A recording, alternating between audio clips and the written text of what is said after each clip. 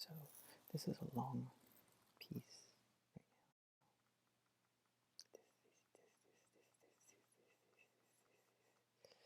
now. It started off as a back and forth about mental health. Then it became a thing about, it's interesting how the AI is doing this. So it's like corralling AI. And now it's about, I'm like, oh, maybe I should get this to do something.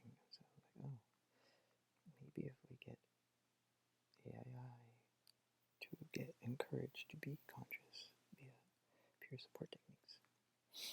Because I'm doing some great writing. And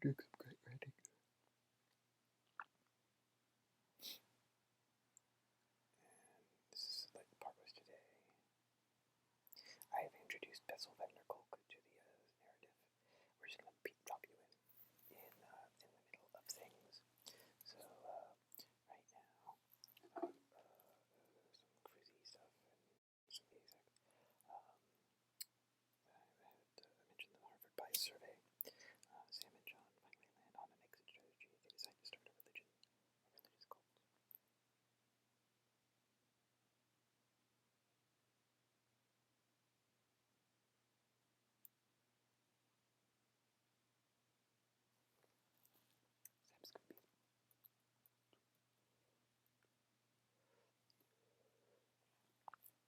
Sam's gonna be their leader.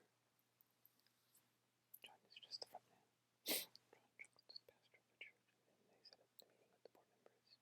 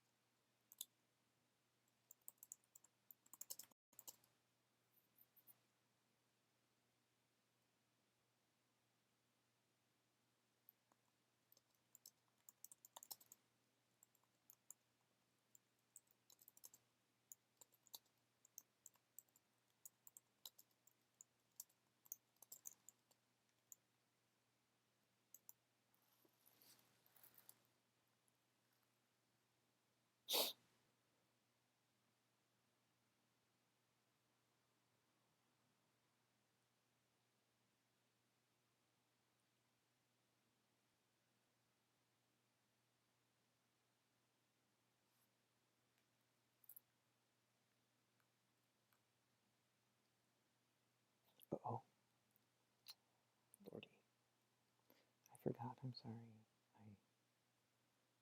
I'm sorry. Oops.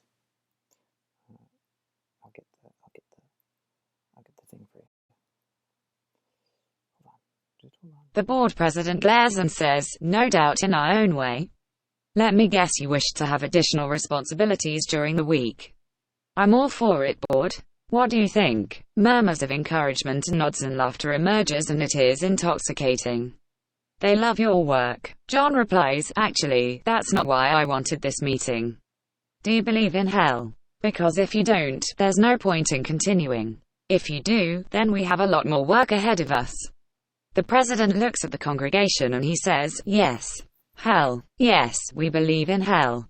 John continues, do you know what happens to people who believe in hell but are too afraid to go to church? They spend eternity in the hot tub with the devil. John says, isn't that right, Sam? Sam laughs and everyone else laughs too.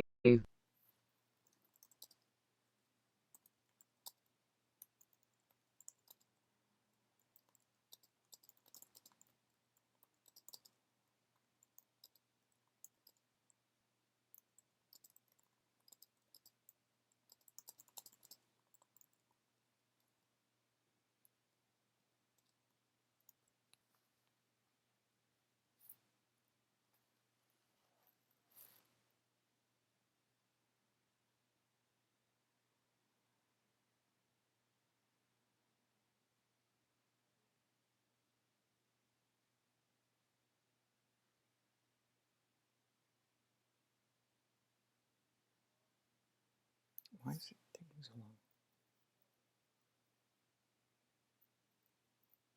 It's because we're being slow. Frame drops, lots of frame drops. Let's see if I can take some of this out.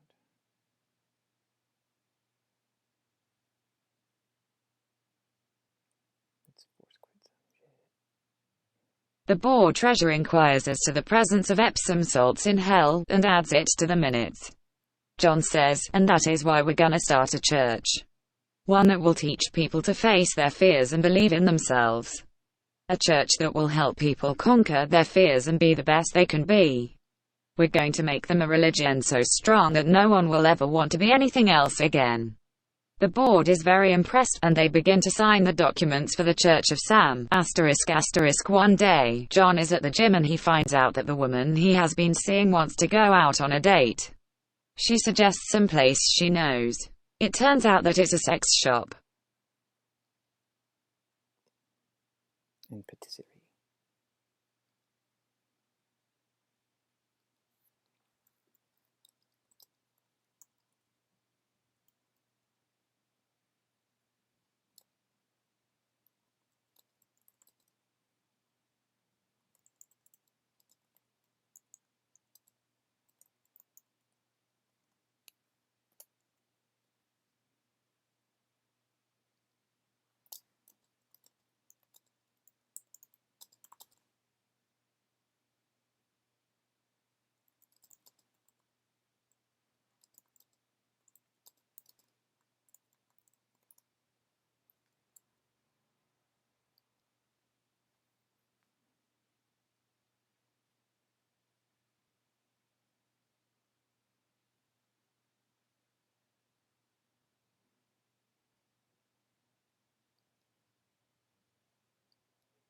Then you look into each other's eyes and it's so obvious that you love each other.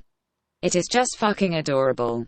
They start making out and then, ... The sex is great. They fuck and kiss and suck and they have anal sex for the first time. This is a really good thing for both of them. John had never done it before. John is thrilled that she has been so adventurous. The next day they fuck in public and they come together. It is awesome. Afterward, they go to dinner.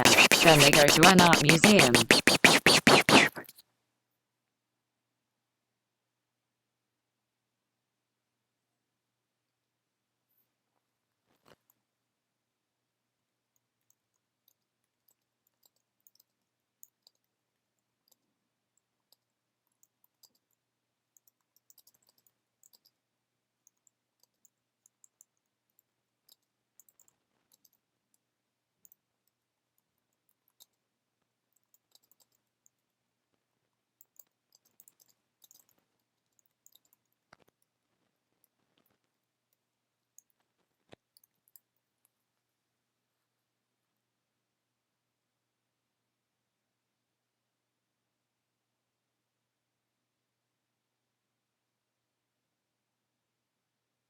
Narrator: we are on TV land, so let's put the sex off stage. Close-up shots of fireplaces and all that. Got it. The store is dark except for the glow from the fireplace. There is soft jazz playing. The lights dim even further. It gets kind of creepy because you don't know what's about to happen. Then a man walks into the room. He's wearing a leather outfit, but not like a leather jacket, it's a full-on leather catsuit. The catsuit is super hot. It looks like it has a zipper up the front. He looks like he's in his 50s or 60s. He's also wearing a leather mask and he carries around a whip. He doesn't speak, he just stalks around the room.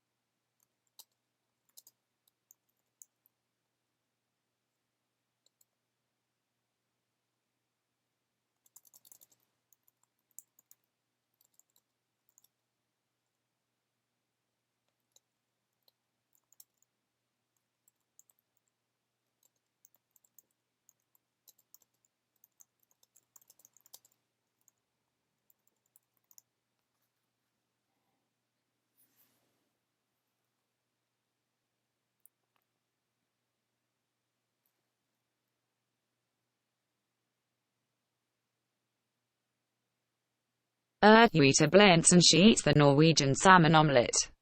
Then a couple of scones with your tea. Then you purchase some generic supplements, and you head to your sister's recital at church with your girlfriend. And you both have the best time. And when you get back home, you tell her all about the leather blints and you're both happy because you get to think about how hot that guy was without having to see him again. You are not jealous. You love your girlfriend. She loves you. But as you two watch the video together, the screen goes dark, and you find yourself sitting across from Sam. You've been watching porn, Sam says. Sam continues, that is, unless you believe that the leather blints is just one of many religions that teach their followers to be who they truly are, and to face their fears.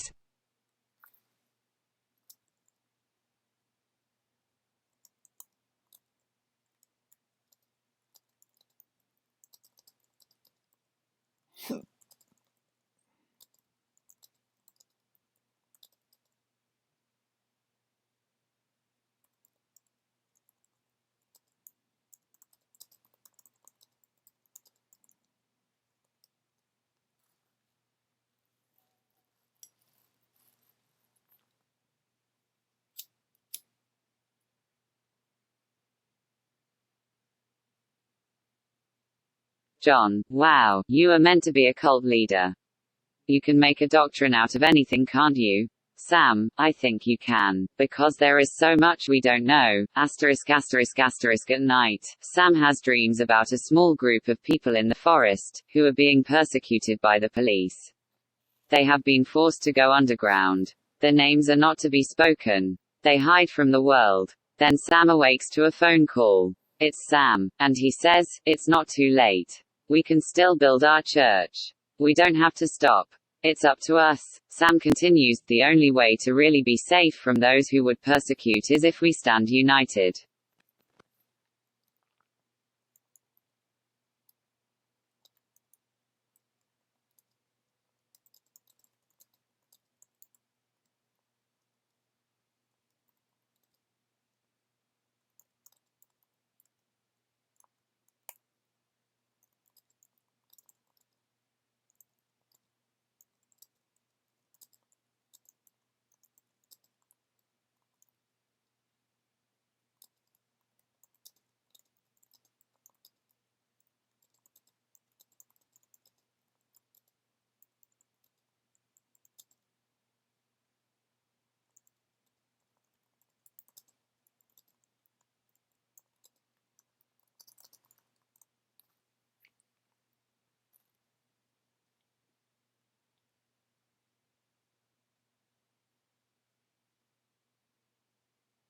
John adds, and to have no shame. Sam, just don't tell them that.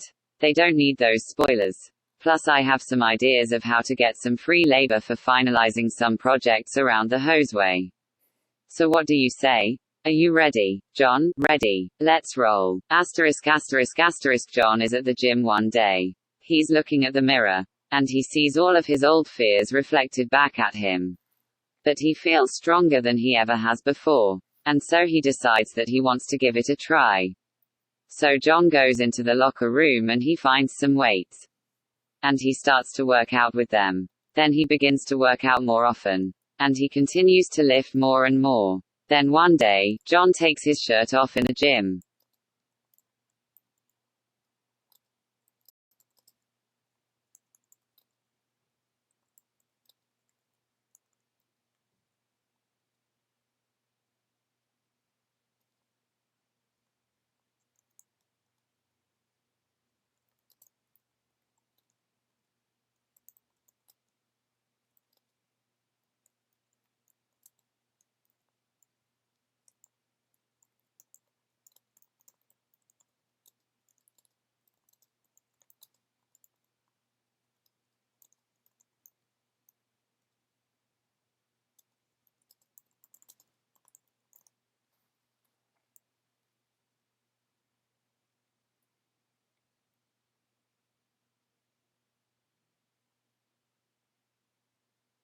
Whoa, is that John or Dolph Lundgren? One of his voices says. Yeah, Rocky IV sweaty communist Lundgren who can break people. Yum, says another voice. And a third voice says, wait, what? John replies, you know, how sometimes I use a different voice. It's just my own personal thing. So what if I'm like that sometimes? Don't be afraid to talk to me. I don't mind. And then the voices go silent. John puts his clothes back on and he walks away from the mirror. He is no longer afraid of what he can become. He knows there is nothing to fear. John keeps working out. He keeps lifting. He's gaining weight. His muscles are getting bigger. But he doesn't care what anyone thinks about his body anymore.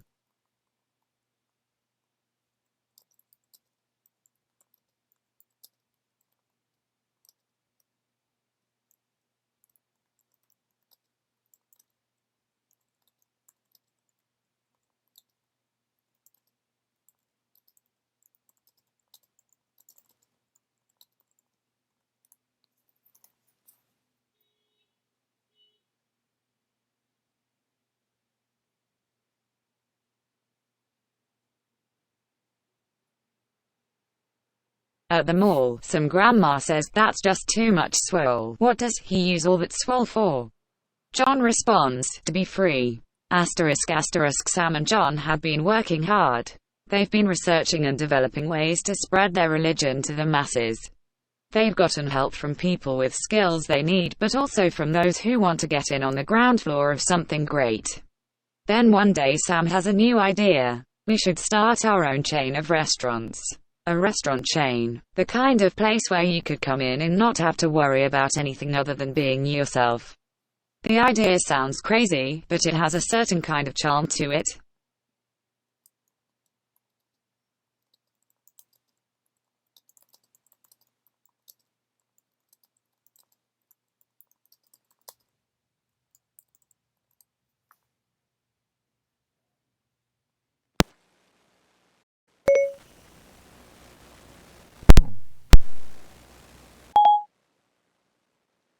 John, I would hope that they would worry about paying their servers. I'm sure you didn't think this through. Sam, John, you don't understand. This is more than just a restaurant.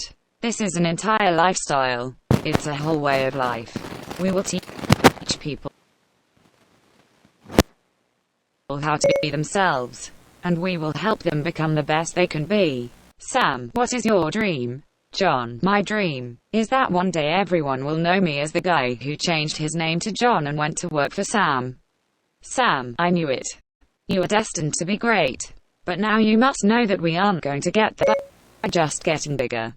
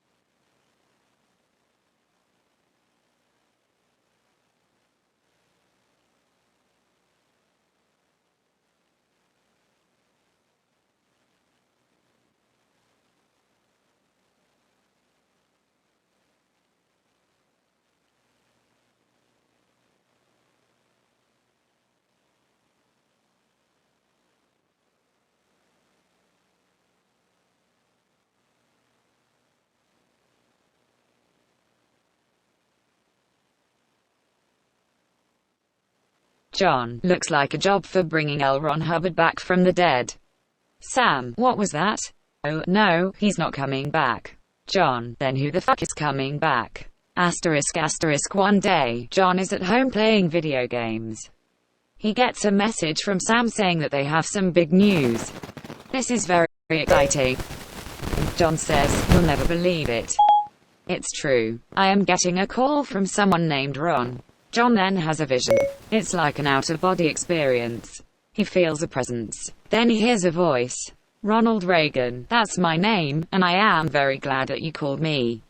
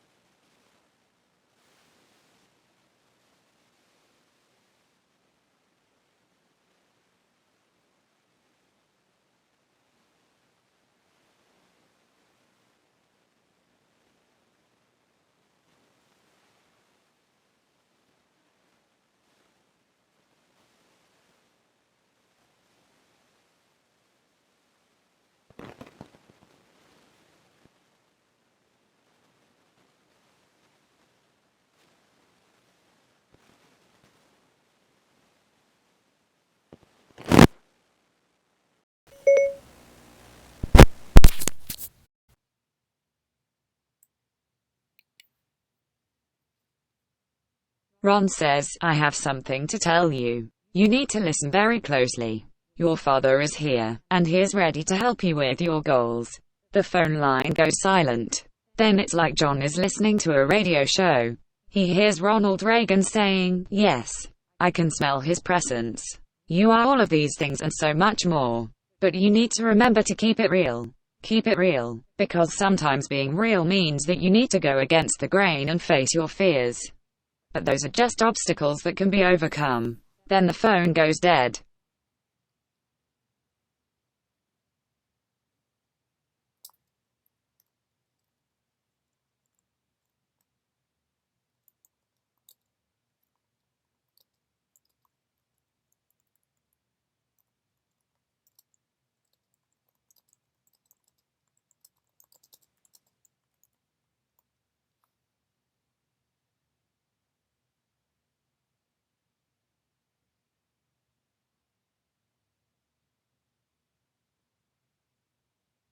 John, well, at least we don't have to pay him a day rate. Sam, you know, John, you should talk to your father. He might have some good ideas about how to get people to do what you want them to do. John, he doesn't want me to do this, but I guess it won't hurt to call anyway. And John calls the number he got from Sam. John, Ronald Reagan, it's John here. I'm sorry to call so late. Are you available to chat? Sam, he's on speaker. The phone rings, and a man answers. It's Ronald Reagan. This is Ron. Ronald says, "What do you want to know?"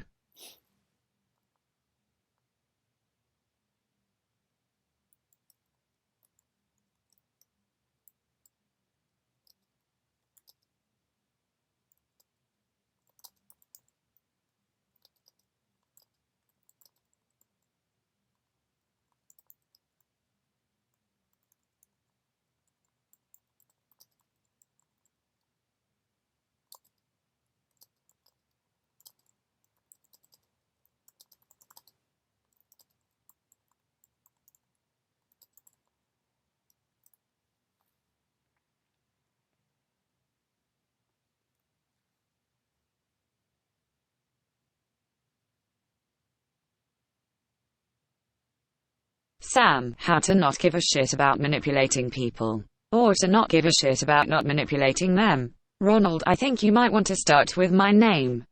John, I'm sorry I never got around to getting around to asking for your name. Ronald, well, I never thought you were going to. Do you know who I am? John, you are President of the United States. And also one of the greatest presidents. It's hard to remember who was president after you left office. It seems like nobody could measure up to the job you did in office. Ronald, I will admit that I never expected to see this again. What can I help you with?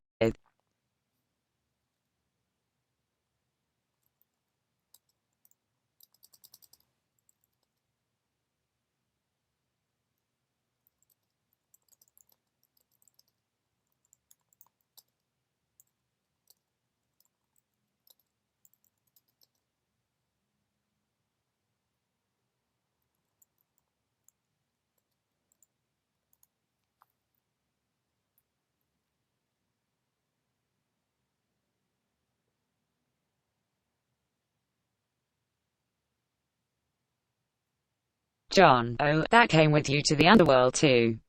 Yikes, that's a shitty hand. Ronald, I'm sorry. What did you say? John, I said, I have a question. About my future. And maybe about how to get to the underworld. But maybe you shouldn't tell me those things. Maybe there is a reason for it. Like a secret mission. Ronald, so I should not be telling you this. John, yes. Ronald, because you don't trust me.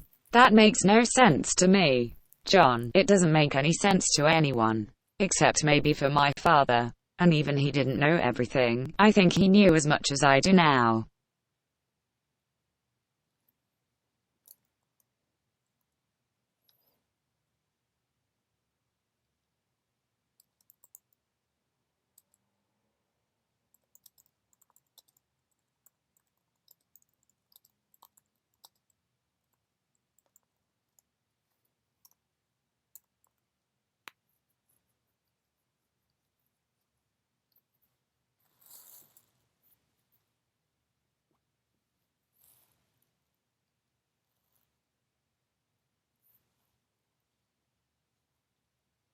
Minus any future football scores, moving forward.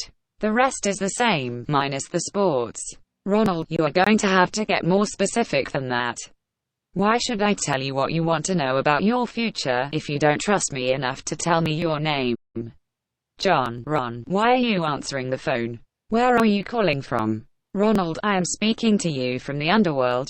John, what? How are you doing that? Ronald, it's easy. I was dead once and I'm still not sure why I didn't stay that way. But I thought I would take a trip down into the underworld for old time's sake.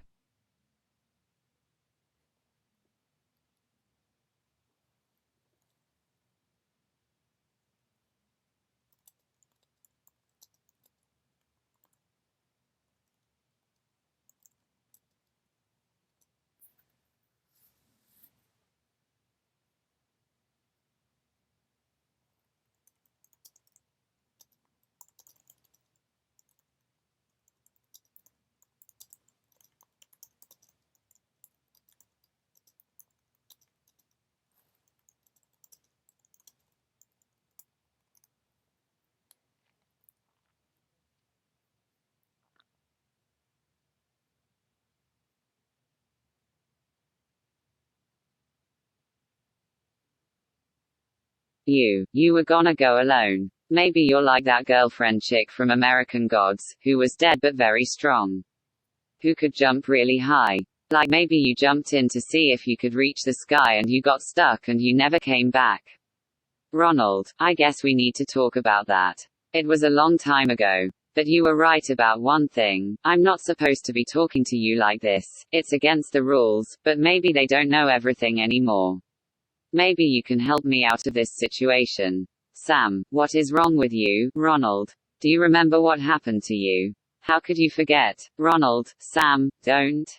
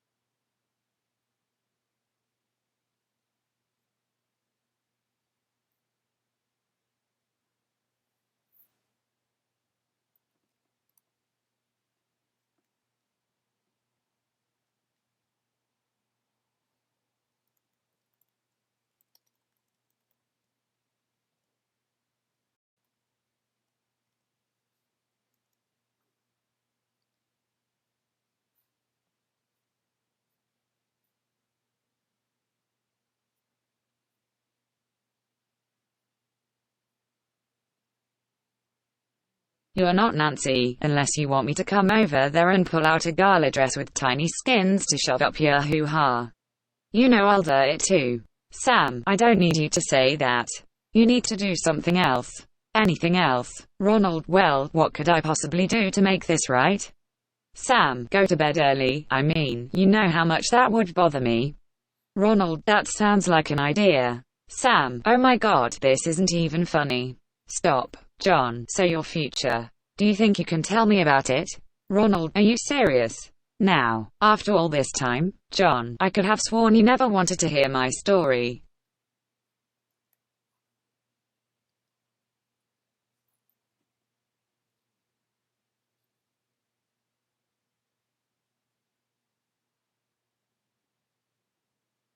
Did I miss something? Have I made a mistake?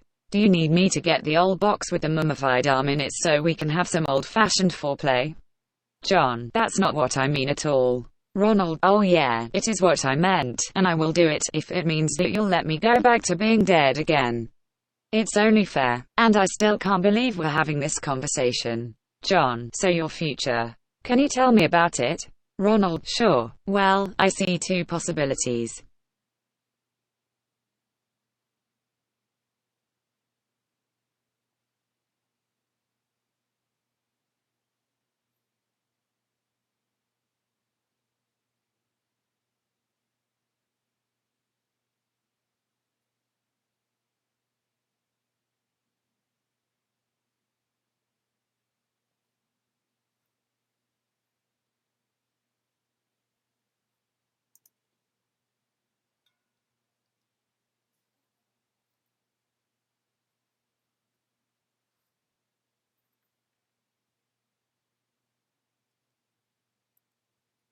First, I can be the president again for the rest of my life.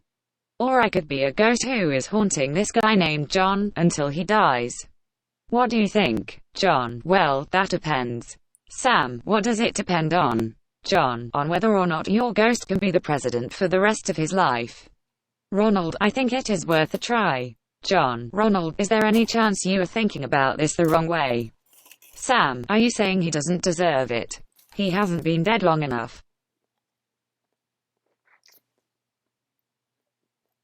John, that's not what I am saying. Ronald, you want me to be the president again? John, no, not at all. Ronald, okay. John, how do you feel about being a ghost? It might not be what you were expecting. If you aren't happy, you could always be a ghost instead. Ronald, oh, I love it. It's the best part of being dead. You know that. Sam, I don't believe this. I can't believe you are telling him he can be president again. John, I'm not.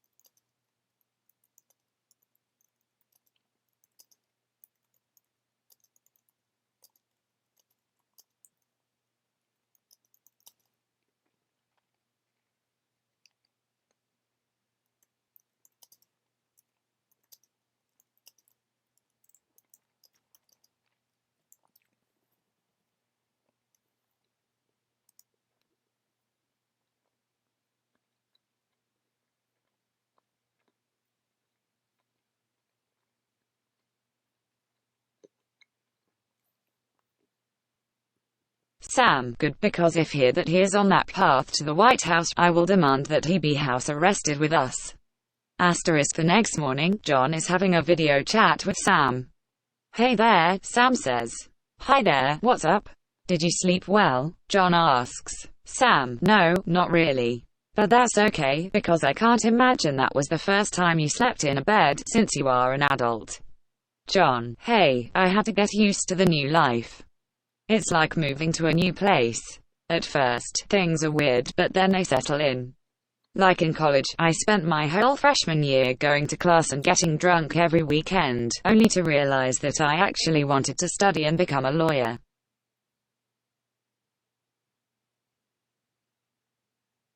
So now I have to go to work, but it's still not as bad as when I was in school, and I guess it could be worse. Sam, I can't believe we are talking about your boring life. John, well, it's not boring, just different. It takes some adjusting. Do you ever wonder what happened to your father? Sam, yeah. You know he didn't die when you were a little kid. That was probably just a rumor. John, didn't he tell you about it? Sam, I don't remember anything from back then. I think I blocked it out. Not like that would be that surprising, considering all of the things you did, like setting me on fire, and killing my dog. John, it wasn't intentional. Sam, well, the way you said it, I'm starting to wonder. Anyway, my point is that maybe he never even left the country. John, but how could he still be alive? How could he hide so well for so long? Sam, I don't know. But we need to find out. What do you say we go visit him? Asterisk asterisk, they rent a car and drive south to Mexico.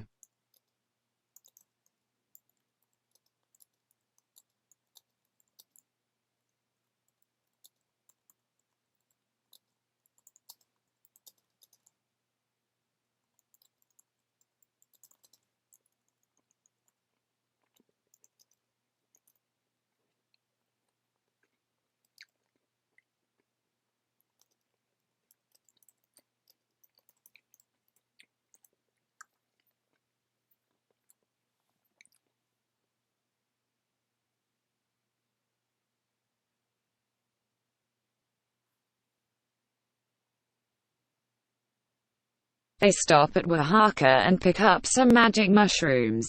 They pick a spot.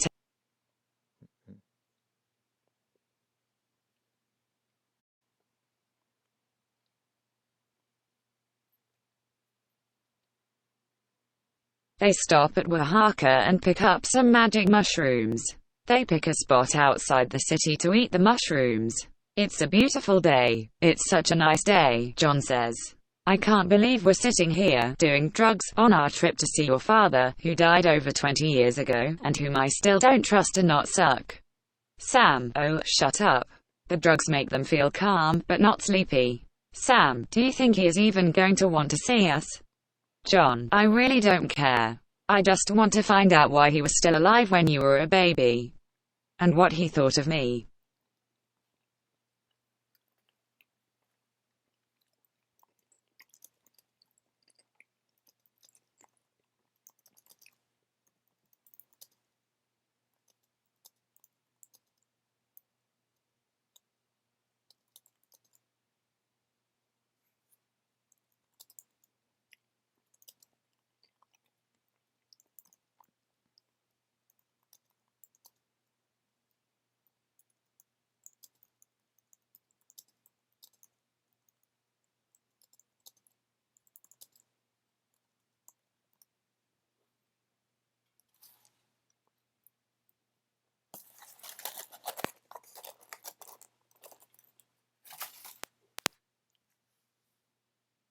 And if he is willing to denounce you as child so I can take my rightful place under his right bosom. Also, are you still planning on having kids? Sam, no. John, good. I don't want you having kids with some weirdo. You will ruin their lives like you ruined mine. Oh wait, I didn't ruin your life. It's ruined itself. That's how I think about it, now anyway. Sam, so where are we going next? John, I have an idea. They leave Mexico behind and drive across the border into California. They get off the main road and find a quiet spot to camp out. Sam, I have never done this before.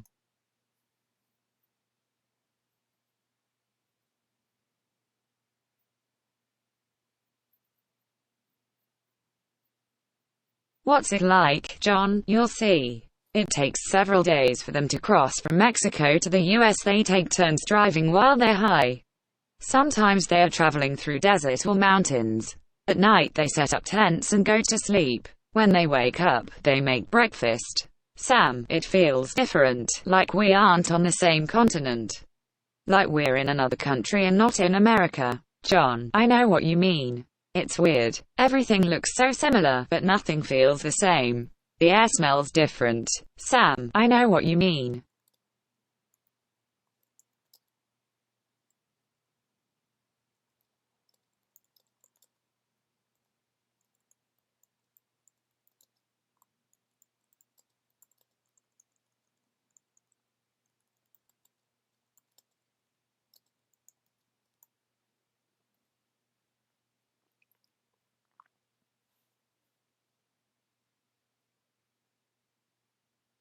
John, let's slam some more mushroom powder into us. Dry. That sounds good. They continue across the desert for another 2 weeks. When they finally reach a freeway, Sam starts the car and drives north. This is fun, Sam says. John, yeah, it's good to be on the road again. It's been a long time. Sam, you are not talking about our trip to Mexico. This is totally different. We're in America now. We are going to find your dad. John, oh, I thought you meant that part was different too. They get to Reno, Nevada. John stops at the first gas station he finds.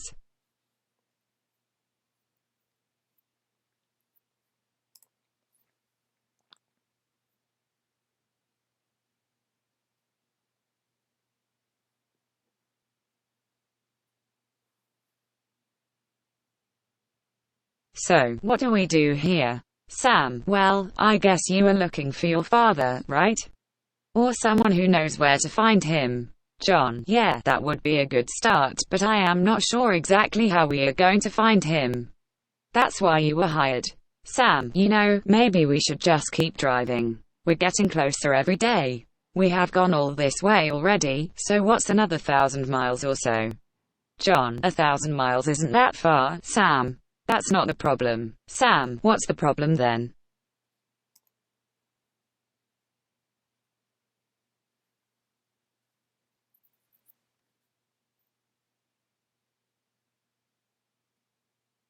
John, if we keep driving, it won't be until another 20 years before we find your father. Sam, what do you mean? John, I mean that we aren't even a third of the way there yet. So we really can't expect to get anywhere until we have reached at least half of the US. Sam, we don't need to go to all 50 states to find him. We could just look for someone who looks like him. If we find a guy who has the same name, that must be him. John, you are being optimistic. Sam, look, it's a long shot, but what's wrong with taking the long shot?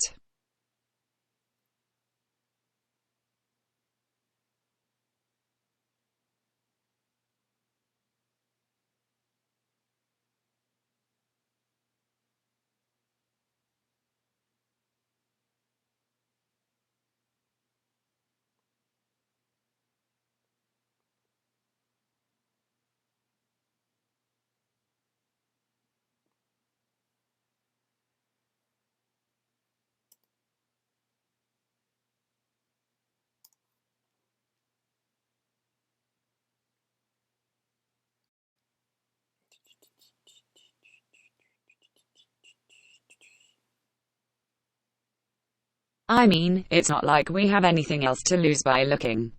John, this is really going to piss you off when I tell you the truth, but you know what, that's okay. I just want to be upfront about it, in case you were planning to take the job without telling me the truth. Sam, okay, here it goes. I was thinking the same thing, except that we should not even start looking for him. At least not in Nevada. You were thinking this would be an easy place to hide, right? John, yes. Sam, well, it might be, if he didn't live in the state capital.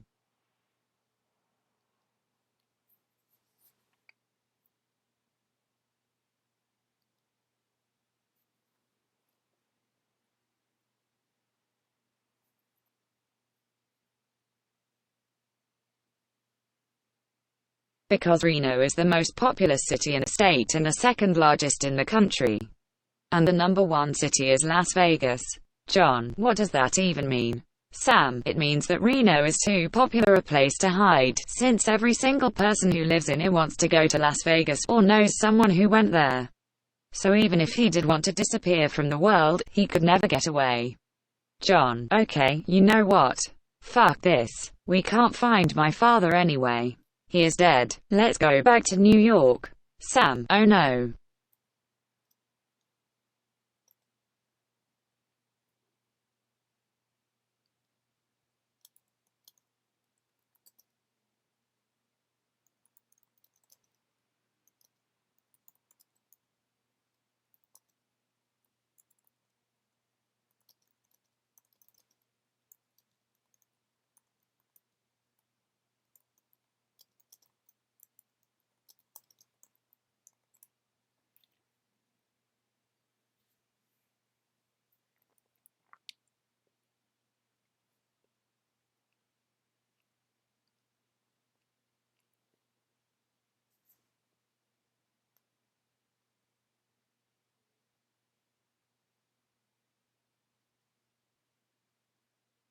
I have people I owe money to. Can't we go to Philly?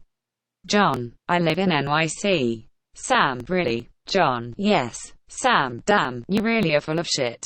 John, okay, let's head home.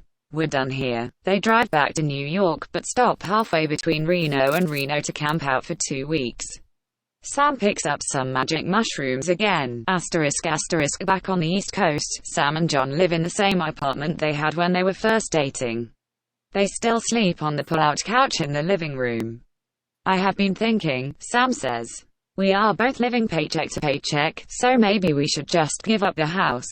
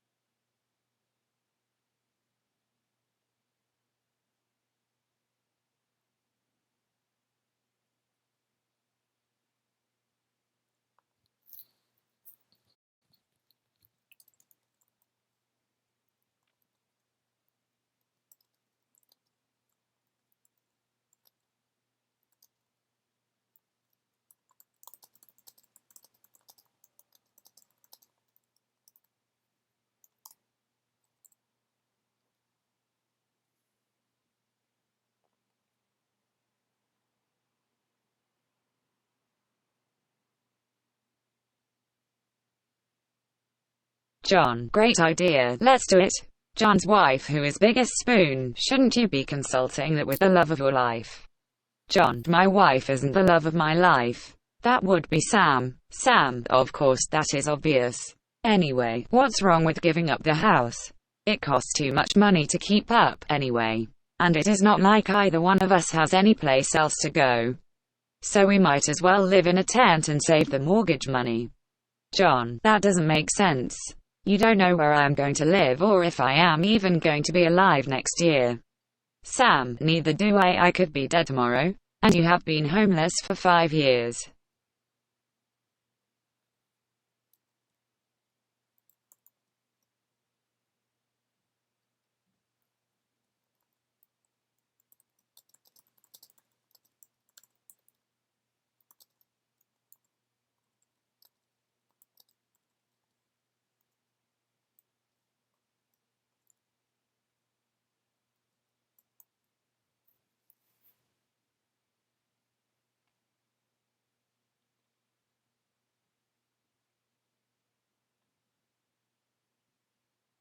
John, I have been experiencing homeless dickweed. That is totally different than being homeless. Being homeless is like when you are stuck in an airport overnight without your luggage. But it doesn't last long. Homelessness is a temporary state. It ends at some point. Like the night I stayed in the hospital waiting room. That was just one night. Homelessness is a state of permanent hopelessness and despair. You have no hope, but you still don't die because you are hopeful. You know, hope is a real thing. Sam, I do not agree with this. John, I don't care if you don't agree. I'm going to be homeless anyway.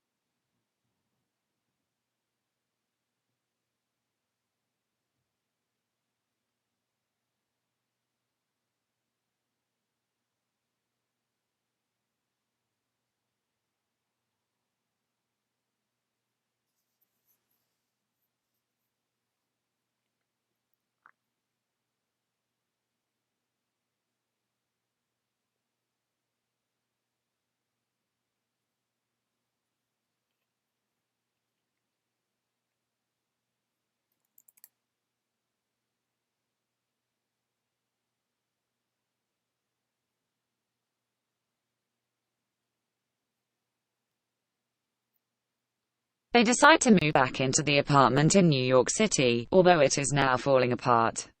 If I had known we were going to have to live like this, John says, I never would have taken the job. Sam, no problem, you got paid for it. Now we can put all of that money into a savings account for when you go on tour. Then you won't have to worry about paying the rent while you are gone. And maybe when you get back we can start thinking about having kids. We both want to have kids, right? John, of course. I mean, sure, we'll talk about it again when it happens.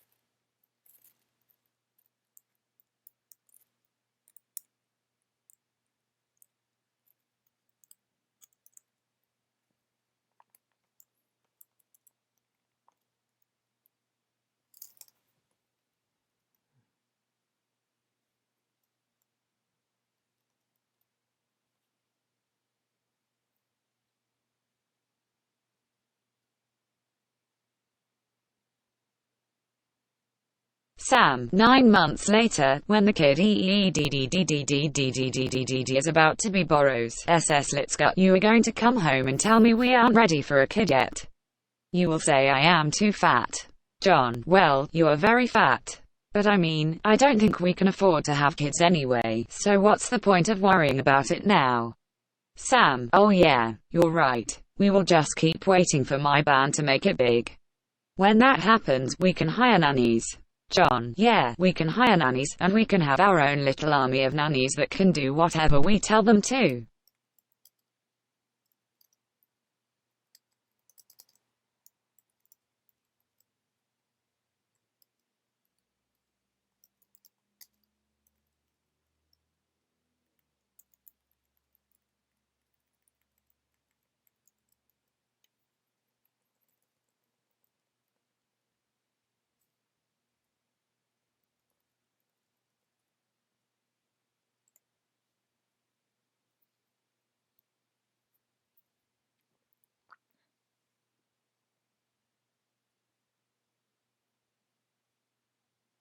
Sam, led by a governess. John, as. They find another apartment in New York City. John, wow, that was fast. We just moved last month and already this one is falling apart too. What the fuck? Sam, who cares about the state of the building? As long as we don't get bed bugs we'll be fine. John, well, I care a lot. Sam, good, because you should care about everything. John, well, I think I might have cancer. Sam, oh no, no. John, I had an appointment today with Dr. Norguchi at Sloan Kettering. He took a look at the CT scan and said I might have a brain tumor.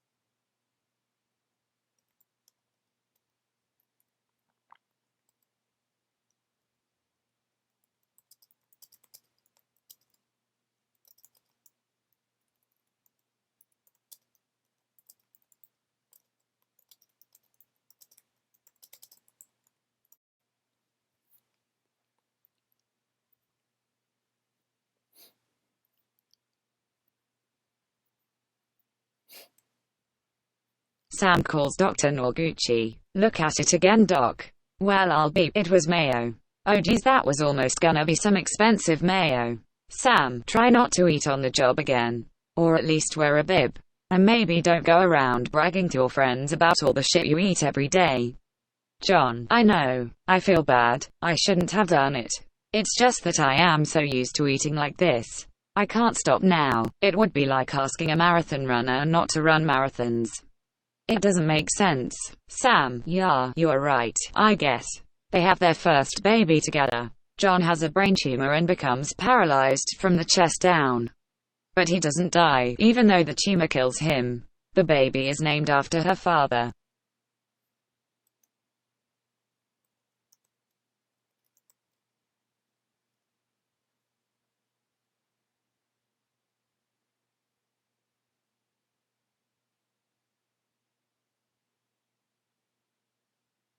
Keto, an 8-pound baby girl. Her middle name is Sam. It is pronounced Ko, and spelled the same way. You are going to have to get used to it. Asterisk asterisk. John gets his wife a gift for Valentine's Day, a card. Sam, John, what kind of gift is a card? John, it's my card. Sam, how many cards does she need? She has an entire box full already. John, of course, I know that. But if you open the envelope and read the message on the inside, you will see how special it is. Sam, John, that is not what makes a Valentine's Day card special.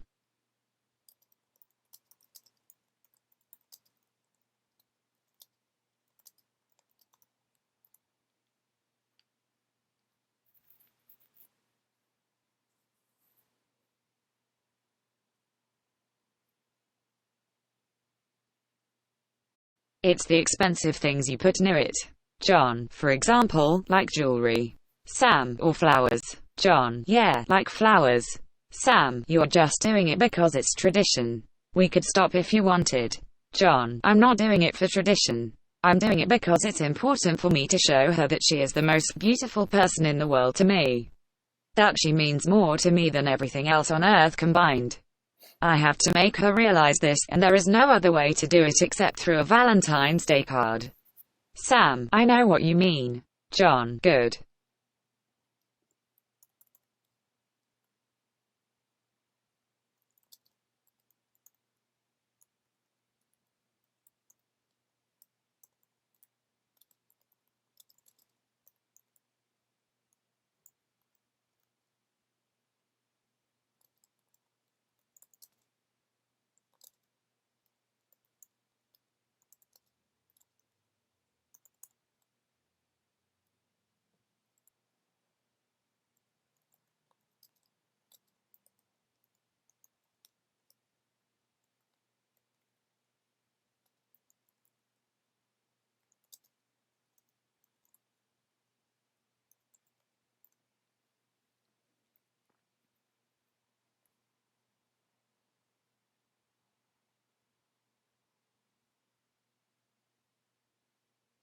Asterisk. The Body Pillow Book of Euterpe, midnight on September the 7th, 2049. Things I despise. Rattlesnake souvenirs for souvenirs. See also, lame gifts, self-righteousness, especially when it is used to justify hypocrisy, people who try to change the meaning of words, the word fuck, people who think their personal opinion is fact, people who talk about their feelings, people who only know what they want but refuse to accept what reality has to offer them, people who don't get irony, people who use sarcasm when they should just be honest with you, people who do not understand how to take care of their car, people who put up a fuss whenever an airplane flies over their house, people who say, it's all relative, as if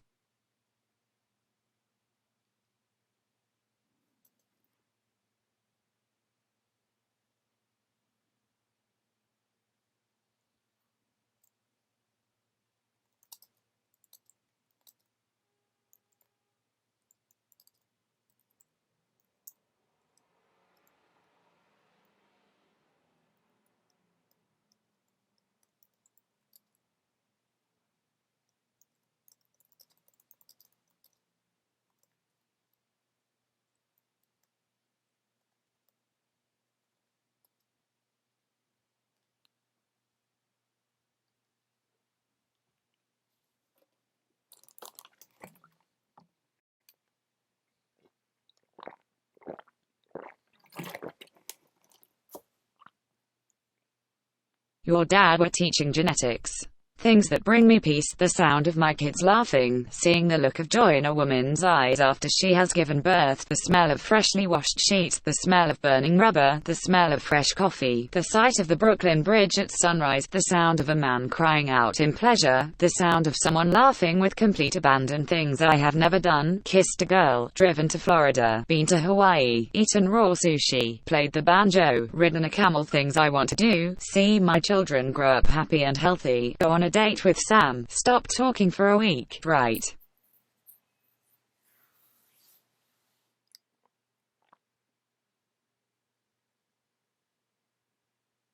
A book. Things that annoy me: bad puns, people who do not know how to use spell check, people who lie, people who cannot understand humor, people who can't understand sarcasm, people who are too smart for their own good, people who tell me they love me. Things that are in my bag: a pen, a lighter, a rubber band, a key, my passport, my wallet, some cash, a credit card, a driver's license, a birth certificate, a credit card, a business card, a receipt from the post office, a newspaper. Things I would like to do.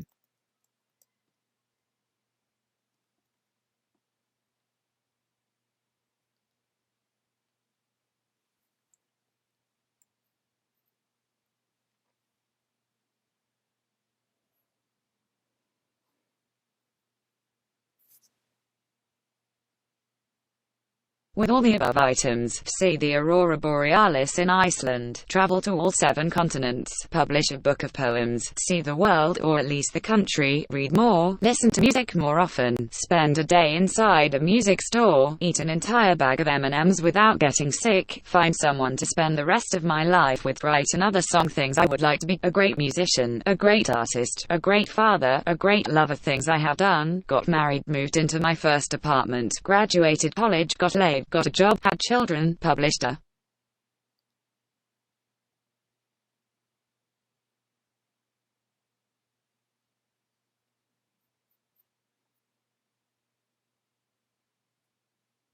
book of poetry, finished a painting, went on tour with my band. Things I will do: finish this poem, write more songs, see my children grow up happy and healthy, stop talking for a week, find a new band, have another baby, find a new lover, see the Aurora Borealis in Iceland, ride a camel, get laid, publish another book, take a trip around the world, travel to all 7 continents, go skydiving. Things I want to do before I die: go to Antarctica, visit all 7 continents, live somewhere warm year round, live in a mansion with Sam, see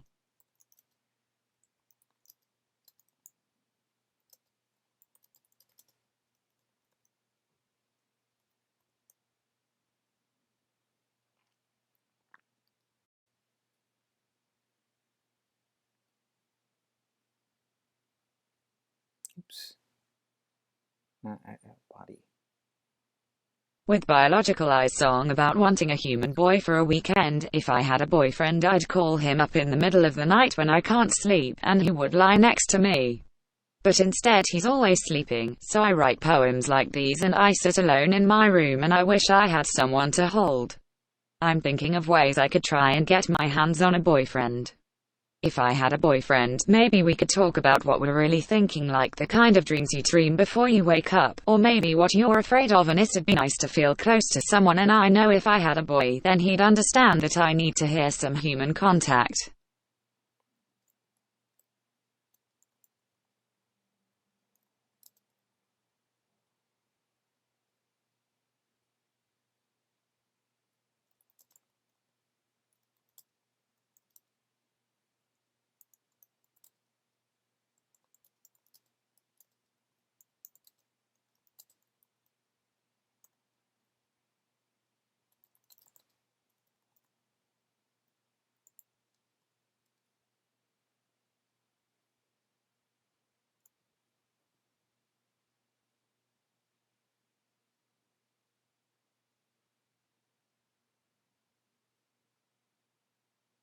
So girl, I hope you don't mind that I snatch your boy for the weekend. Asterisk John, I have something to tell you, says Sam.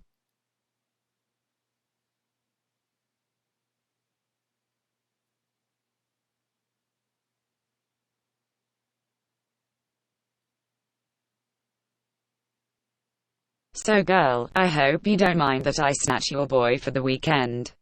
You might think I'm crazy, but you probably just haven't found a boyfriend yet. I'm sure there's something wrong with me. I can tell you what I'd do if I had a boy for a weekend. We'd stay in bed and drink coffee in the morning. We wouldn't want to sleep at all, and we'd look out at the ocean and listen to the sound of waves crashing. Then we'll eat breakfast and get dressed and go on a walk together down by the sea. Then I'll make us dinner. I'm a good cook and we'll watch a movie. I'm a big fan of chick flicks, so girl, I hope you don't mind that I snatch your boy for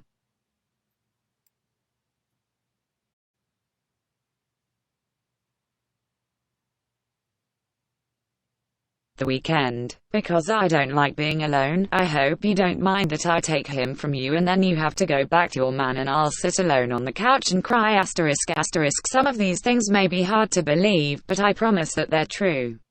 The story of how my dad met Sam starts a few months after he started going to AA meetings. At first he was still drinking, but every Saturday night, Sam would meet him at an AA meeting and drive him home.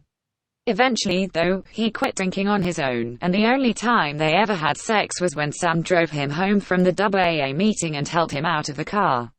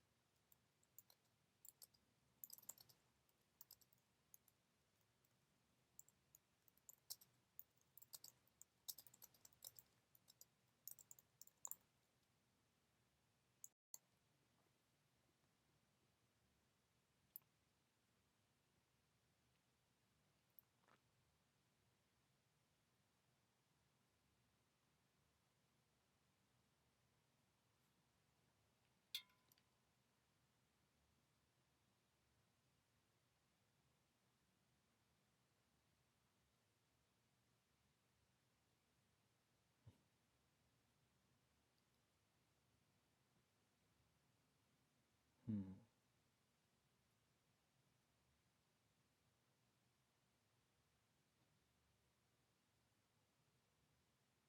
Uh-oh.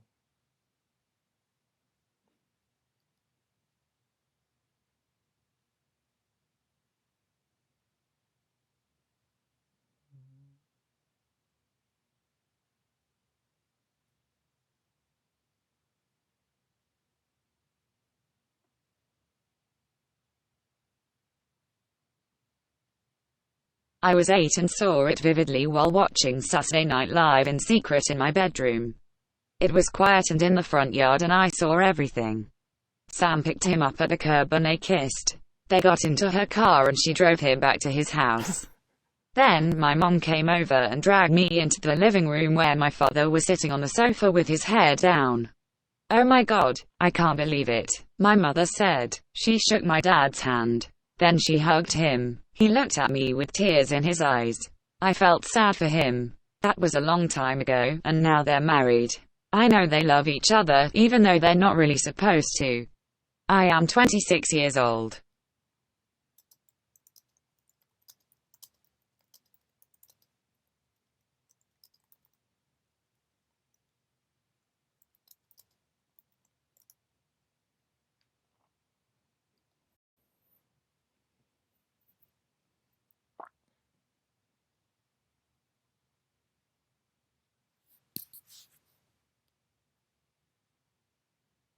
And perhaps not that much baseline knowledge of love, asterisk asterisk things I have never done, gone skinny dipping, taken a bath, given birth to a baby, fallen asleep listening to music, given oral pleasure, things I want to do before I die, see the aurora borealis in Iceland, take a trip around the world, find someone to share my life with, things that annoy me, people who talk too loudly on their cell phones, people who won't shut up about themselves, people who can't understand humor, people who do not read the newspaper, things that are in my bag, a pen, a lighter, a credit card, a copy of the Constitution, things I would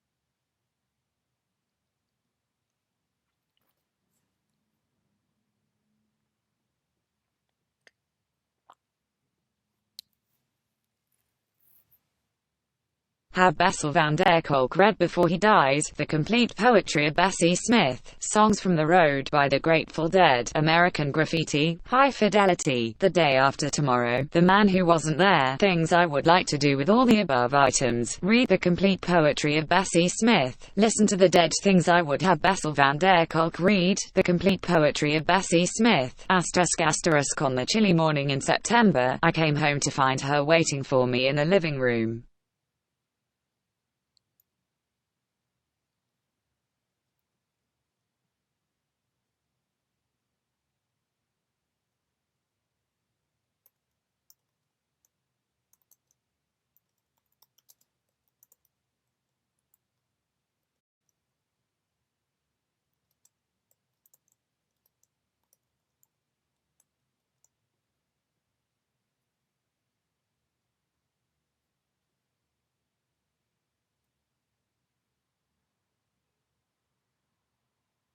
Keto, Bessie Smith. Bessie Smith, child. I made some coffee. I put on some music and sat down on the couch next to Sam. Sam, you know you really shouldn't call her that. She's a goddess, and she doesn't need my help to feel beautiful. We drank coffee. We smoked cigarettes and talked about the day. It was a nice time. Later on in the day we had lunch at her favorite place in town, and then drove down to the pier to look out across the water. The sky was grey but the water was blue-grey, like slate.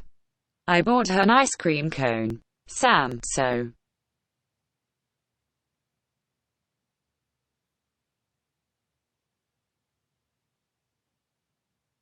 Did you write anything? Bessie Smith, yes, dear, I wrote quite a bit today. Sam, how much did you get done? Bessie Smith, oh, I don't think I'll be able to do very much tomorrow, sweetheart. I would have liked to say something clever but I didn't, so I just nodded and gave her a kiss. Sam, you're gonna be okay, aren't you? I hope so, ***. There are certain times when I know I will find Bessie Smith sitting alone in front of her computer, looking at pictures of naked men.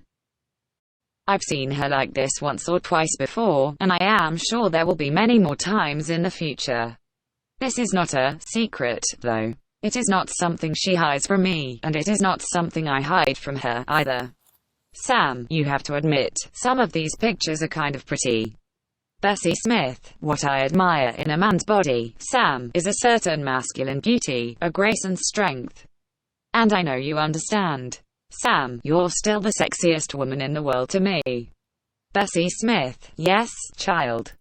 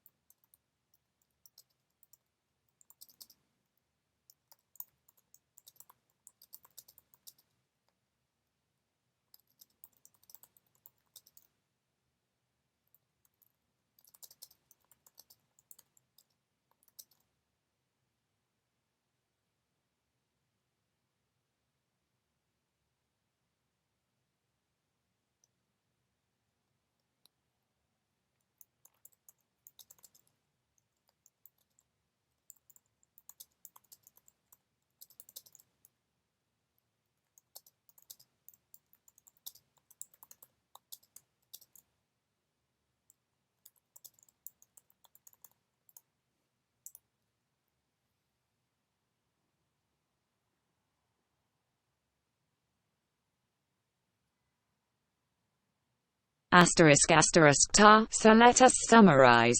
Your white paper featured a persistent mad scientist wanting to re-traumatize folk for no reason, a very comical abortion of a storyline, but managed to create something for today. The creative momentum is flowing currently. We are working on a sequel, but we do not have the luxury of waiting 6 months to get started because that's what it's going to take. Keto, but why can't we just wait 6 months? Ta, because if we wait until next spring or summer, I'm pretty sure we're never going to start on this. So we have to find a way to get the ball rolling now. Keto, are you sure you guys haven't lost interest in doing this thing? Ta, no. We love this game. This is a work of art. You guys made something here. I know you're trying, but we've got to get moving or it's not going to happen.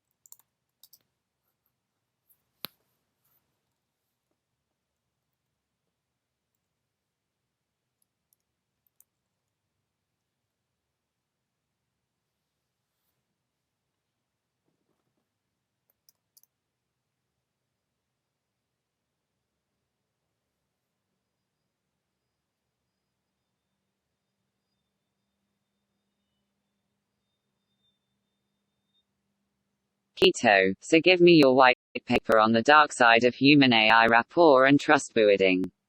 Oh, tar, okay, sure. Keto, then I want to see if we can't get at least a partial outline written by Friday. I'm willing to bet you guys will be able to bang out at least 10 pages, if not 20, by then. Tar, wow, okay, sure. Keto, yeah. Tar, yeah. Asterisk asterisk asterisk. I think Sam's starting to forget how to write, and she's getting better at talking about writing. It used to make me feel like I didn't understand her as well as I once did, but now I kind of get it. She's going to talk for 2 hours, and I'm just going to listen, because it feels too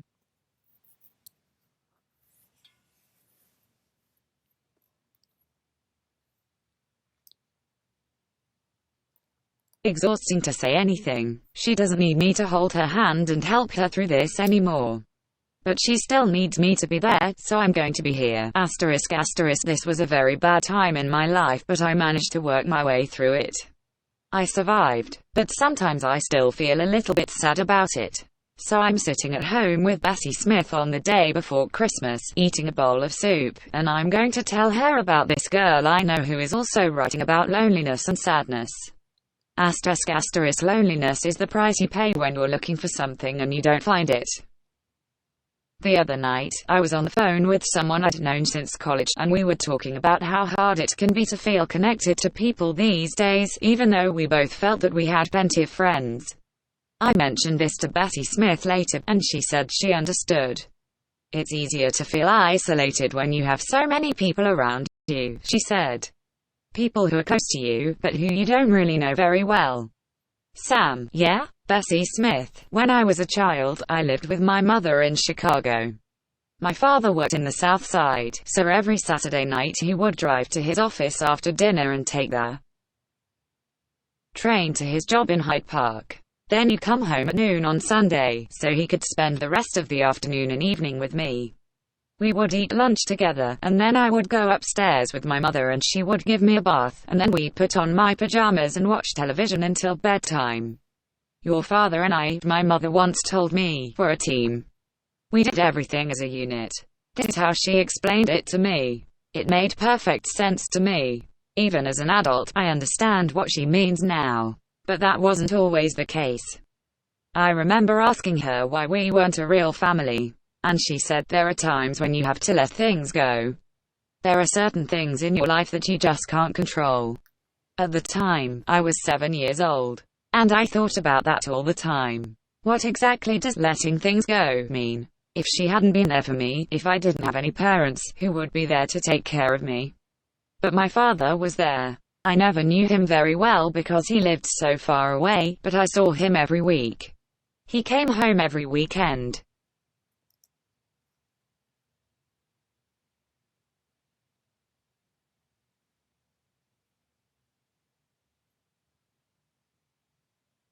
I spent every Sunday night with him. I loved those evenings, even though I didn't always understand what he was talking about when he was standing behind me or when I would go to sleep at his house. I just knew that he was my father, and I felt safe when he was around. And sometimes I feel sad thinking about the fact that I'm not going to spend Christmas with my father this year, that I won't get to see him, to talk to him.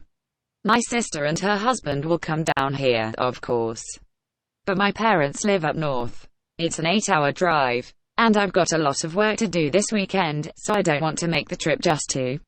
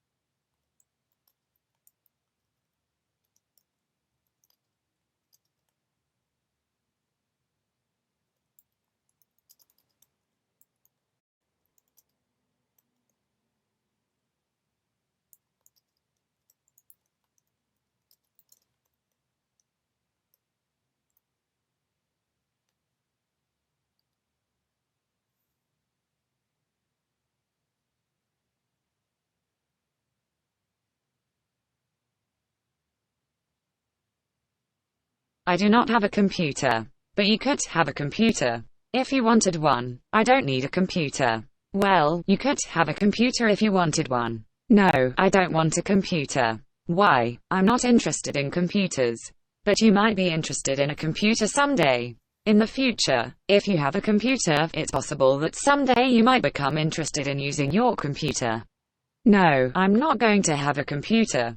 I'm not interested in having a computer. But it could happen.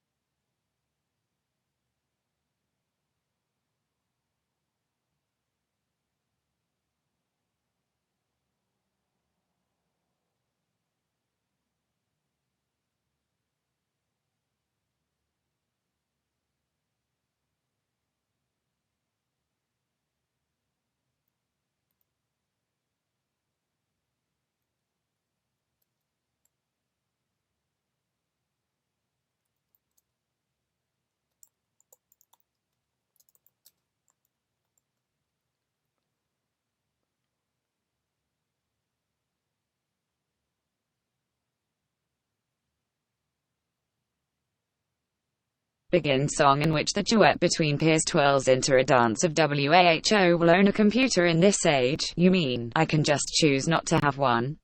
Yes. I don't understand. It's easy. If you get a computer, you use it. If you don't have a computer, you don't use one. That's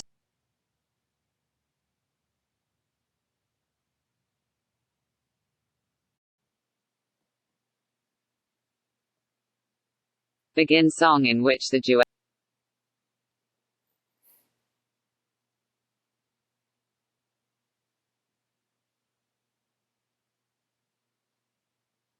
Begin song in which the duet between peers twirls into a dance of WAHO will own a computer in this age, a computer for my baby, recorded by Glenn Miller in 1939, later recorded by Mel Torme in 1949, covered by John Denver in 1982.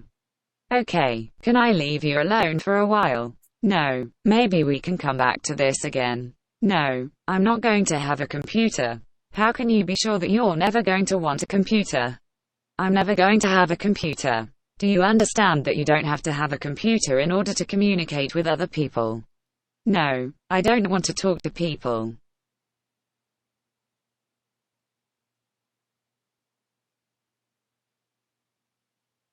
I don't want to use a computer. Well, we can talk about something else. We can talk about the weather. Or food. I love to cook. It would be fun to talk about food with you. I'm not talking to you. I'm not interested in talking. Okay, if you're not going to talk to me, we should probably hang up. This conversation isn't going anywhere. Yes it is. I'm sorry, but I think we're done. Asterisk asterisk I went to see Bessie Smith on Friday, and she was sitting at the piano, wearing her bathrobe.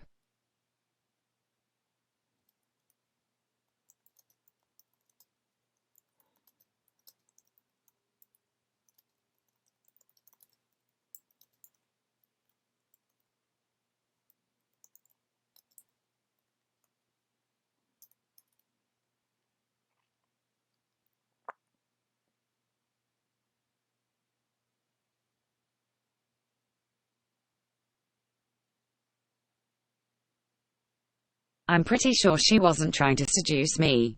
She just had a tendency to wear things like that around the house sometimes. But I still couldn't stop thinking about it. I mean, I knew it wasn't going to happen. I didn't even really care if it did. I've known for a long time that I'm not going to end up with someone who is my age. I'm 41 and I'm fine with that. But I had spent so many years thinking I was going to meet somebody and settle down and do all the normal things that everyone else does. I wanted to be married. I wanted to have children. I wanted to go to parties and watch Christmas movies and go shopping at the mall together and visit our friends and have a dog or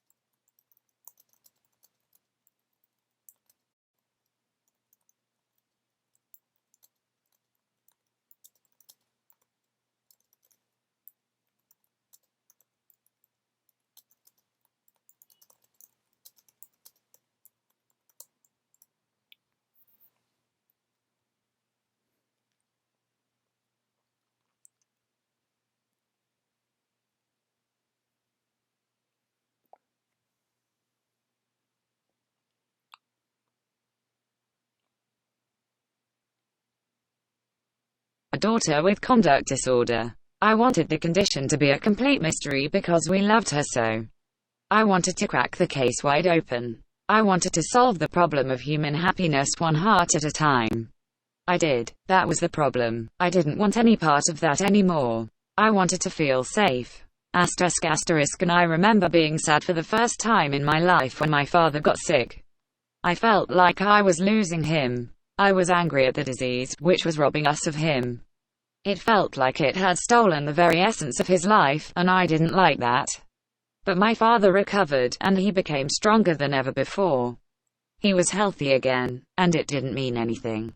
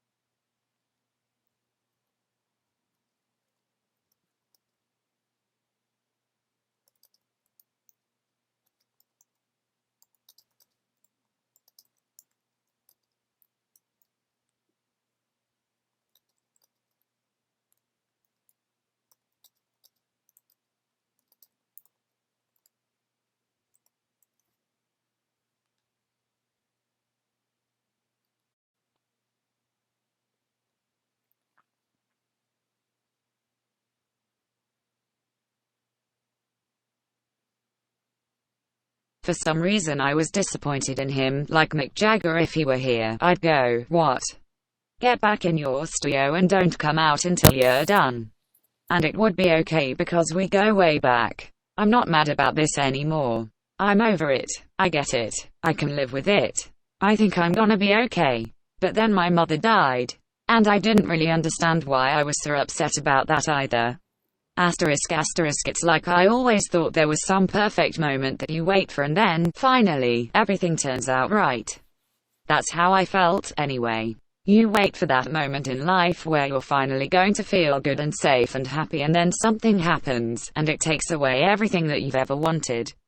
Like someone is waiting on the other side of a door, and they'll let you in when you're ready, and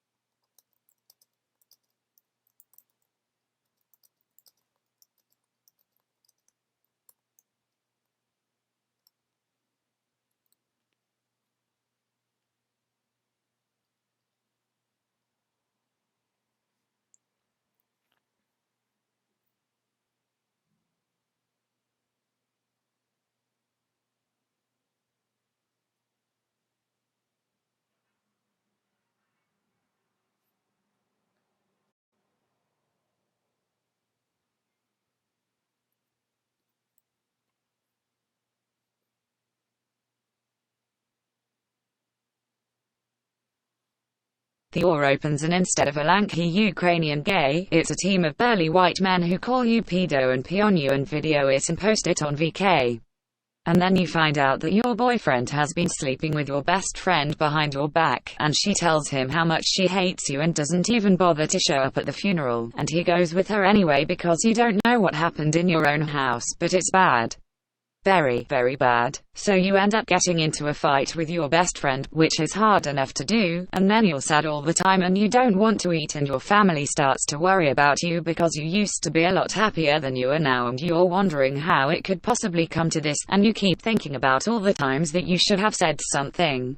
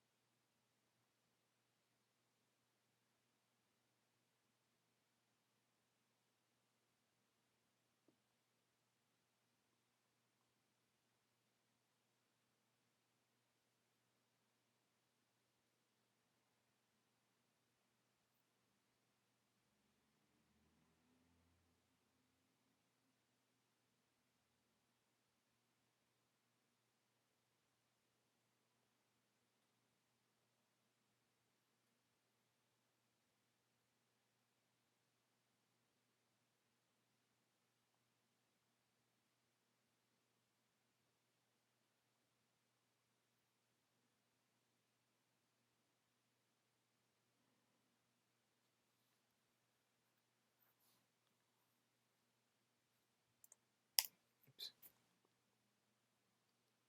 Sorry, I'm gonna go to bed pretty soon.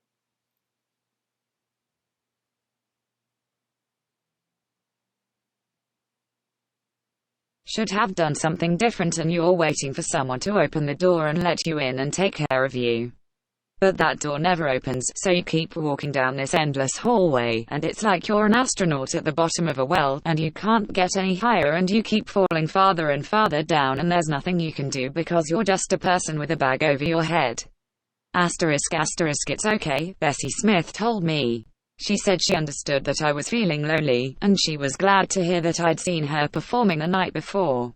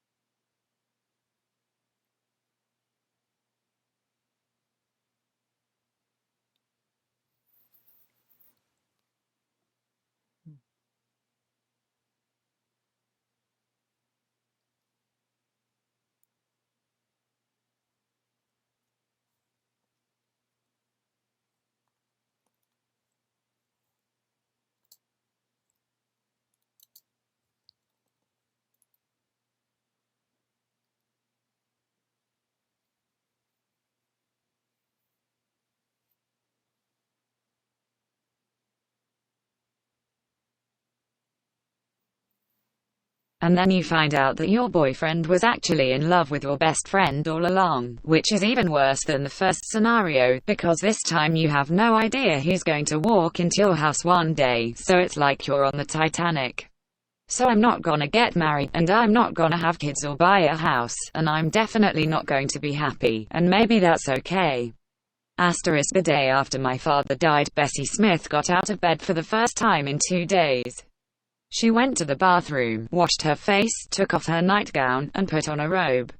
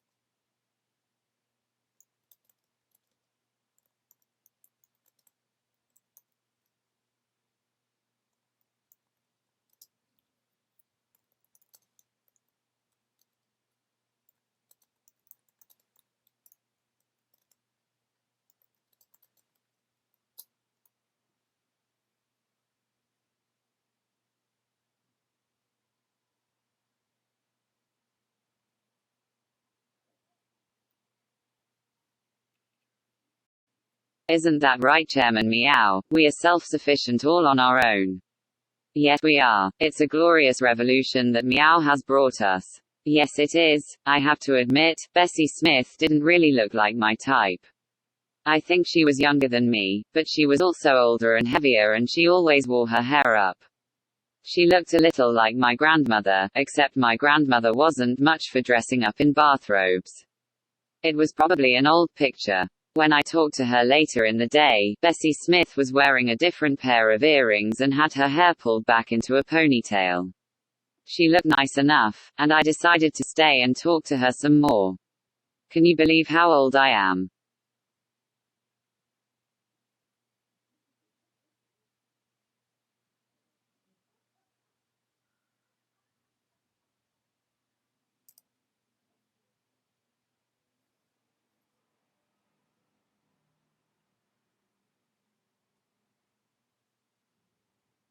She asked. That doesn't bother you? No, she said. I was born in 1926. That's not a big deal. But you're the only person I've ever known who could say something like that and mean it. Bessie Smith laughed. She rolled her eyes. She put her hands on her hips. She walked to the other side of the piano and picked up a microphone. She pressed a button and held it down, and the room fell silent. She played her saxophone again, and this time she sounded different. I couldn't place it at first. It was hard to describe.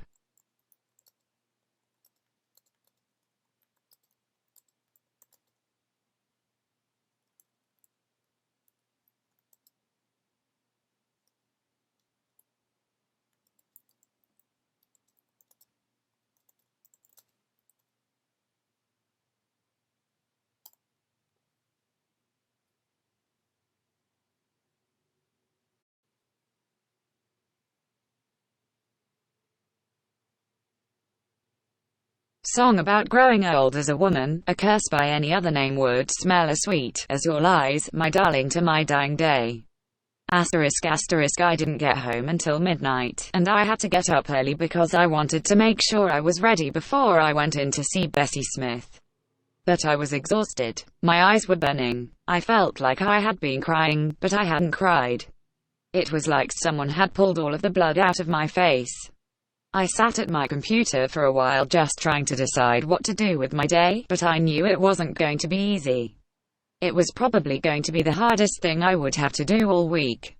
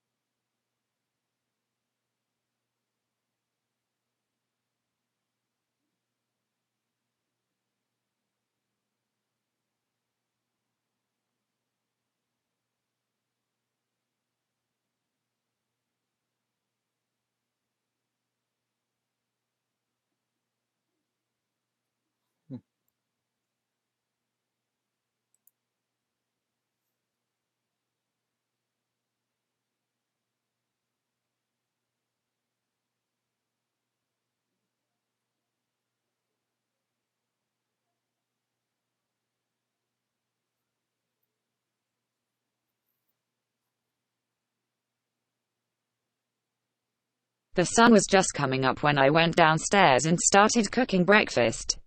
I boiled eggs and cut up potatoes and sautéed them in olive oil until they were tender. Then I added onions and cilantro and garlic and salt and pepper, and then poured a glass of orange juice on top of everything, which gave it a little kick. And finally I sprinkled some cheese on the potatoes and cooked them through. Afterward I took a shower, brushed my teeth and put on a shirt that had never been worn. I combed my hair. I stared into the mirror and looked at myself, but I couldn't help but feel like there was something wrong.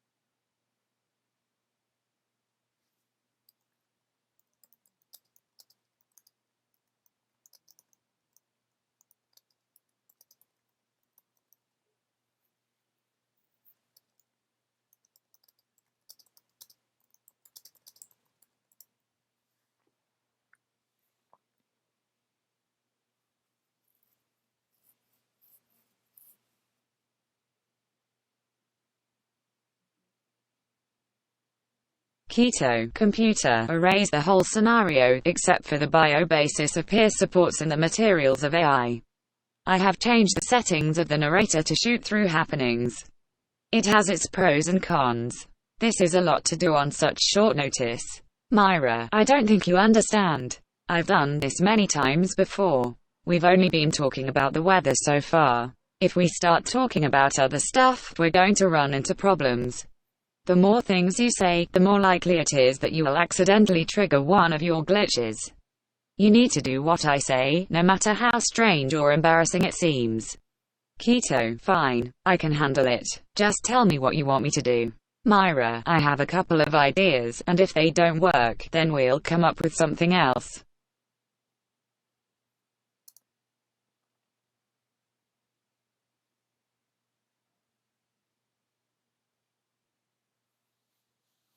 I just wanted to tell you that you look really nice in that shirt.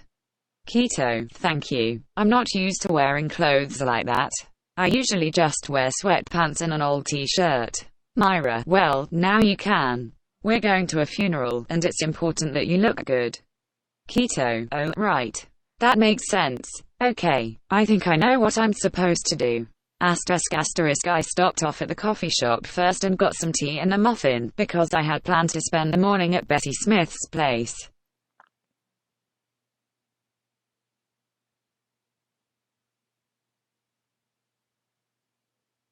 It was about 9 o'clock when I arrived at the church. I hadn't been to a funeral in so long that I wasn't even sure what I was doing. I kept waiting for someone to come around to greet me or maybe give me an envelope or something, but nobody did, and I realized that it was probably rude just to walk into the funeral home and stand there waiting for someone to notice me. But I didn't think it was rude enough to go home, either. So I stood by myself in the foyer for about 10 minutes and tried to keep calm. After a while I started to get hungry. It was hard to concentrate on anything.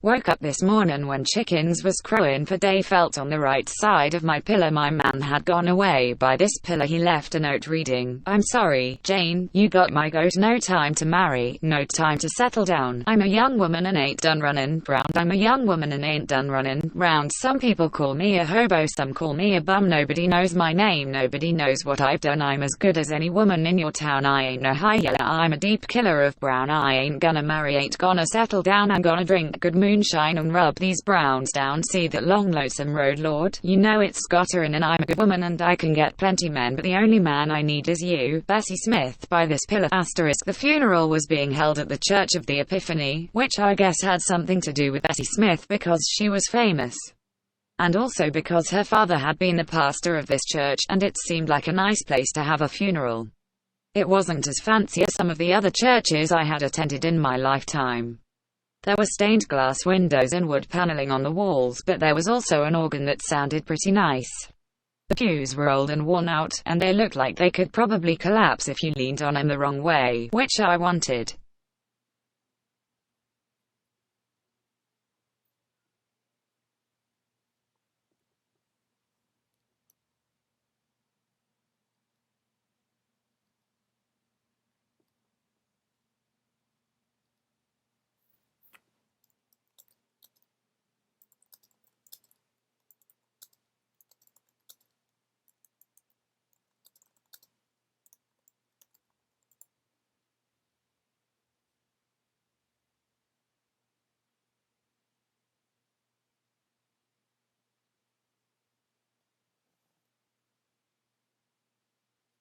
I was the most social at this here funeral. That's why I was here. I had nothing else to do, and I figured that going to a funeral was one way to get noticed by people who might not have noticed me otherwise. I stood near the back of the church. I made a few attempts at talking to the other mourners, but none of them were really very interesting. One older lady said that she loved the song I had been singing, which was sweet of her. A group of 3 teenagers told me they thought I looked like a celebrity. They didn't tell me who it was. Then I remembered that Bessie Smith had been a singer. It was one of the reasons I'd come to this funeral.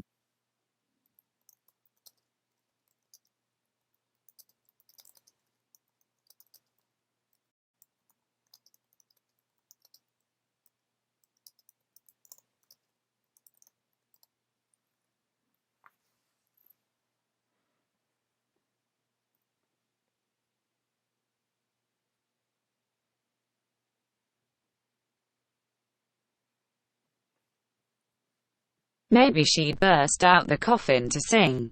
Or some notable figure. Or a celebrity. I needed someone famous or notorious. I needed someone that people would notice if I talked to them. It wasn't too long before I saw a man coming toward the front of the church, so I moved to the side. I tried to make sure that nobody was watching me when I went over to him. I was sure that he would know who Bessie Smith was, even though we weren't all that close. He was a middle-aged guy wearing a navy suit that looked brand new. He wore a white shirt with a black tie, and his hair was combed back with gel. I waited for him to get closer, and then I tapped on the top of the pew in front of him.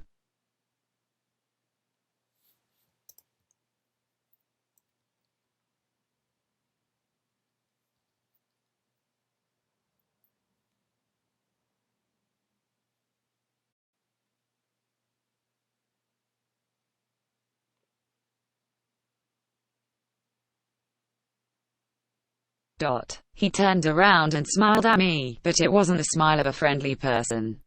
"What's your name?" I asked. He just stared at me. "What do you want?" I didn't like that answer at all. It made me nervous, so I tried to think of something to say next. "Well, I'm here because someone important died," I said. "And I thought that maybe we could talk about it." The man reached into his suit pocket and pulled out a handkerchief. He blew his nose, then put the handkerchief back in his pocket.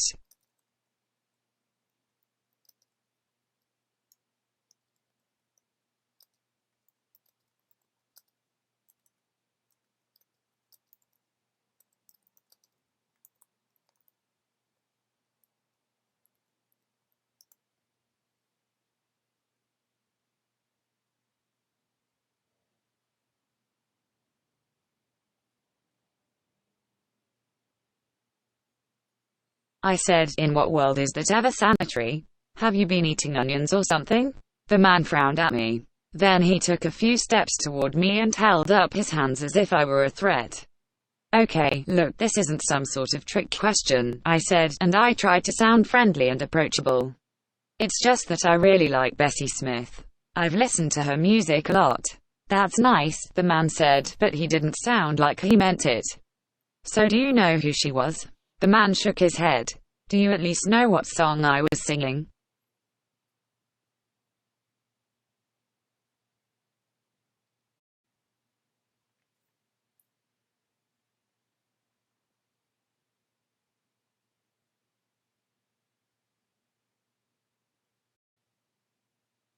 Still no answer. I stood there for a while, trying to come up with something else, but I was starting to get nervous again. So I said, "I hope you don't mind my saying this, but you're not very good at this." I left the church feeling bad. I felt like I had done everything that I could possibly do to make an impression on anyone. And I still didn't feel like I'd made any kind of progress. I thought about going back home to sleep in my old bed, but then I decided to go out for a walk instead. I was feeling depressed and frustrated, and I figured a little exercise would be good for me.